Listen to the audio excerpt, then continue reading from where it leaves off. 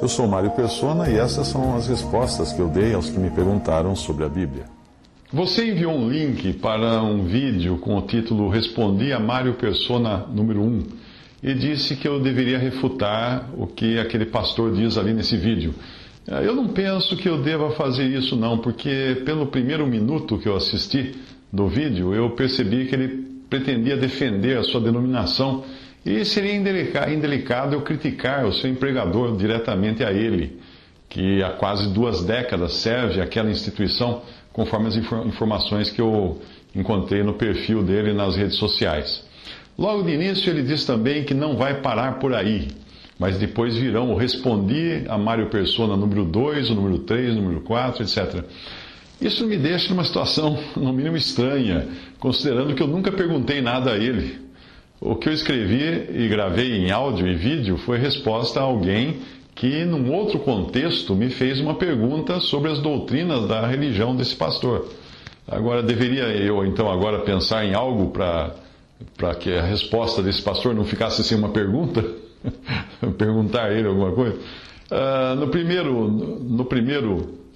primeiros 1 ou 2 minutos que eu assisti do vídeo, ele dizia que iria corrigir muitas informações infundadas que eu passei sobre a sua igreja.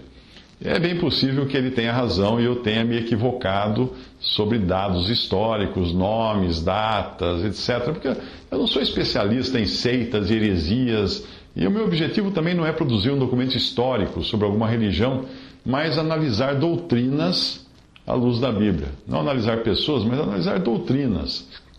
Quanto aos dados da igreja dele, que ele pretende defender, não tem importância alguma esses dados. Como não teria importância alguma eu dizer que as meias do Batman são vermelhas e alguém me corrigir, dizendo que não, elas são azuis. O Batman não existe, é só ficção. Como é ficção aos olhos de Deus qualquer igreja que tenha sido fundada por homens depois do dia de Pentecostes, em Atos 2.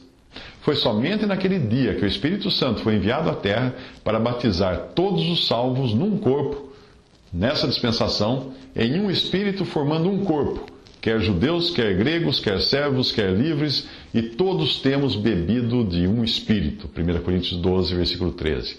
O Batman pode ser bem real para os seus aficionados, seus fãs, assim como qualquer igreja denominacional é bem real para os seus afiliados. Mas para Deus, nada disso é real, nem Batman, nem uma denominação.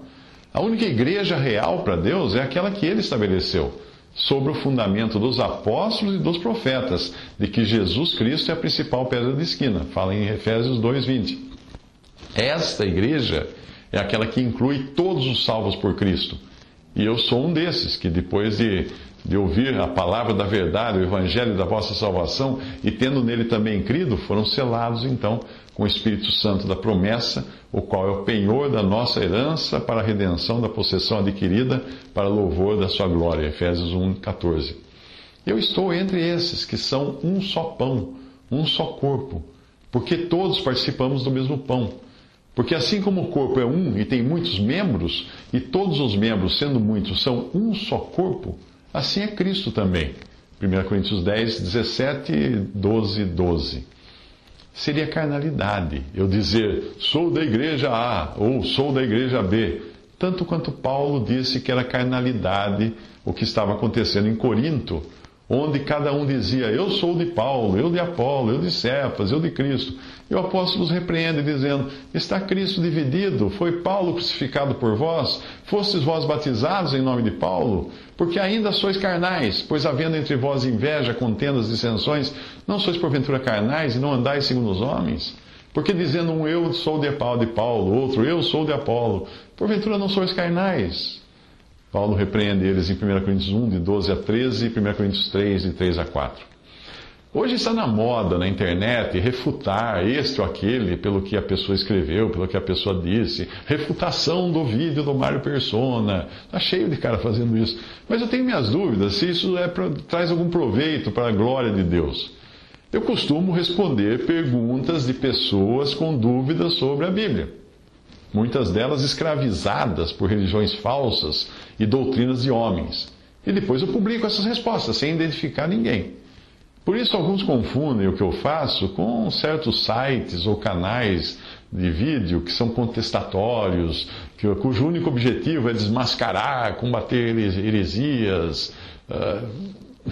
Não é o meu caso. Se você analisar os mais de 2.000 textos e vídeos que eu tenho publicados, você verá que uma parcela muito pequena trata especificamente de alguma denominação ou religião específica. A maior parte são explicações de trechos da Bíblia ou para tirar dúvidas de alguma doutrina. Eu sei bem que quando comento algo sobre alguma religião, ou algum falso profeta ou falsa profetisa, e eu faço isso por causa de uma ou mais perguntas que eu recebi, eu sei muito bem que esse material, em texto, vídeo ou áudio, vai ser o campeão de audiência. Vai receber um número significativo de visitas de pessoas, tanto que concordam como que discordam. Dentre esses últimos, os que discordam, estão aqueles que às vezes me xingam, me chamam de covarde e outros adjetivos que nem convém repetir aqui, principalmente porque eu não deixo o espaço aberto para comentários no vídeo. Isso só confirma que a minha decisão de não deixar o espaço aberto para comentários é correta, porque essas pessoas não saberiam diferenciar um comentário de um palavrão. E aí a área de comentários vai ficar que nem porta de banheiro de rodoviária, cheia de palavrão, de coisa escrita. É isso que fica quando a pessoa não sabe conversar. Embora eu reconheça que nas milhares de denominações da cristandade existam muitos que são realmente trigo, genuínos, outros não deixam claro nem que se foram convertidos a Cristo ou a alguma religião. Geralmente os que mais defendem a religião e mais ofendem mais me ofendem quando eu falo dos erros do sistema ao qual estão ligados, talvez nem sejam pessoas convertidas a Cristo, talvez sejam pessoas que converteram a uma religião. Por isso que ele defende, aquele é o osso que ele tem para roer o dia inteiro. Esses estão tão intrinsecamente ligados à instituição que eles nem sabem diferenciar um ataque à má doutrina de um ataque pessoal. Eu não ataco pessoas, eu ataco as más doutrinas, as doutrinas errôneas, aquelas que estão escravizando pessoas. Alguns chegam então a perder tempo fazendo vídeos de refutação para contestar uma resposta que eu dei a uma outra pessoa que me perguntou em outro contexto. E esse é o caso do vídeo preparado por esse clérigo, ao qual você sugeriu que eu deveria dar uma resposta. Mas aí seria a resposta da resposta da resposta da pergunta de outra pessoa. É meio estranho, não? E se ele responder para mim, o que eu faço? Respondo a resposta da resposta da resposta da resposta da pergunta? Exceto pelo primeiro ou segundo minuto iniciais do vídeo que você me enviou, quando eu logo percebi que o objetivo do autor seria o de defender a sua denominação, a sua organização religiosa, eu não assisti o vídeo inteiro, nem pretendo assistir.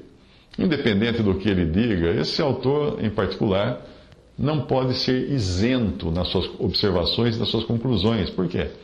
Porque ele está comprometido com a organização para a qual ele trabalha e da qual ele recebe o seu salário. Antes mesmo de você me escrever, eu recebi de alguém falando do mesmo vídeo e dizendo o seguinte: é triste que ele não tenha tentado exaltar a Cristo, mas só uma religião. Outro me escreveu: comecei a ver o vídeo desse pastor, mas não consegui ouvir mais do que 2 minutos e me arrependi de ter perdido o meu tempo. Bom, essas opiniões já são suficientes para eu saber que não devo também perder meu tempo. Outro dia, um programa de TV me convidou para participar de um debate. Eu recusei. Eu também tenho recusado entrevistas em rádio, revistas, TV, jornais, quando o assunto é cristianismo. Eu participo, sim, de entrevistas, matérias e tudo quando são voltados a negócios e à minha atividade profissional. Eu sou palestrante profissional, palestrante para empresas, de assuntos empresariais. Mas eu não participo de mídia para discutir a minha fé. Não participo. Porque eu sei que na mídia comercial vale a máxima: se não sangrar, não vende. Então eu sei muito bem que a coisa pode acabar direcionada para o sensacionalismo, ou para a discussão, para a briga, para as ofensas, e eu não vou nem tentar descobrir se isso vai acontecer. Porque eu já vi acontecer em programas de TV que colocam lá um pastor, um padre, um pai de santo, um ateu, e vira um balaio de gato aquilo. E a Bíblia fala: ao servo do Senhor não convém contender, mas sim ser manso para com todos, apto para ensinar, sofredor. 2 Timóteo 2,24. Nós cristãos não somos chamados a defender a igreja A ou a igreja B, como esse pastor defende a igreja dele. Nós somos convidados a batalhar pela fé que uma vez foi dada aos santos. Judas 1, versículo 3. Ou como Paulo diz, a agirmos para a defesa do Evangelho. Filipenses 1,17. Ou seja, sair em defesa da fé cristã. Isso não é sair em defesa de alguma organização cristã, como são as denominações criadas ao longo dos últimos 2000 anos. Assim que a igreja, o corpo de Cristo, formado por todos os salvos por Cristo, for tirada da terra, essas organizações, depois de ficarem vazias dos verdadeiros convertidos que estavam no meio delas, elas continuarão aqui, sim, porque elas têm muitos que não são convertidos. Vão continuar aqui, vão se unir numa grande meretriz, numa grande prostituta que é a Babilônia, dos capítulos 14 ao 19 de Apocalipse. É isso que vai acontecer com todas essas maravilhosas organizações que você vê, chamadas igrejas, espalhadas pela terra. É por isso que não faz qualquer sentido alguém querer defender uma instituição humana chamada de igreja, que obviamente não é a igreja, porque a igreja de Deus, ela inclui todos os salvos por Cristo e não apenas alguns que se filiaram a uma determinada religião, fizeram-se membros, ganharam uma carteirinha ou alguma coisa assim. Talvez esse teólogo e outros usariam melhor o seu tempo pregando o evangelho da salvação pela graça, mediante a fé em Cristo Jesus e a sua obra consumada, ao invés de perder tempo tentando responder uma pergunta que eu não fiz, para ele pelo menos. Mas no caso deste teólogo especificamente, seria até um problema ele pregar a salvação exclusivamente por graça, porque aí ele iria contradizer a doutrina que ele se comprometeu a defender na sua instituição religiosa, que inclui a guarda da lei mosaica como meio acessório à salvação. Visite respondi.com.br. Adquira os livros ou baixe e-books. Visite 3minutos.net. Baixe o aplicativo.